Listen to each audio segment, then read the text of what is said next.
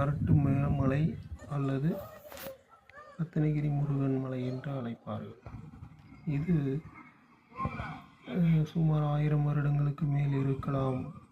இந்த மலை இதை இங்கே முருகன் கொண்டிருக்கும் இடமெல்லாம் குமரன் இருப்பான் என்பது அனைவரும் அறிந்தது. அதுபோல் இந்த குன்றிலும் முருகன் 2 விநாயகர் இருக்கிறார்கள்.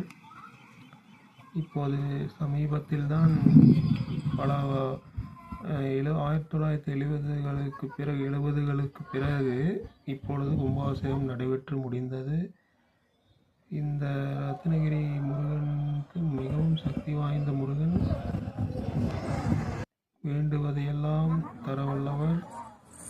இங்கு அகத்தியர் பெருமான் முருகனை மனதார வேண்டி இங்கு மனிதர்களுக்கு அவதாரம் எடுத்த பின்னர் முருகன் இந்த மலைக்கு வர சொல்லி முருகனை அவருக்கு காரணம் கொடுத்ததாக ஒரு வரலாறு உள்ளது.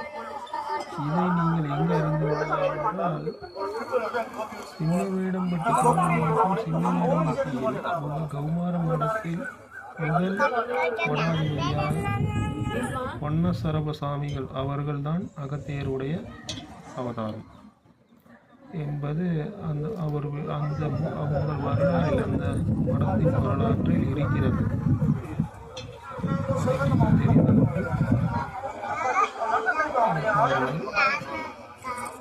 இந்த மலை மிகவும் ரம்மியமாக உள்ளது. இதை சுற்றிலும் உள்ள நகரத்தின் வியூ பாயிண்டாக நம்ம பார்க்கலாம். எவ்வளோ அழகாக இருக்குது. போகலாம். சமீபத்தில் ஆடிப்பெருக்கு என்று நாம் இங்கு சென்றிருந்தோம். அதை உங்களுக்கு காட்டுகிறோம். பின்னாலே கன்னிமூலை கணபதி. இது முருகன்.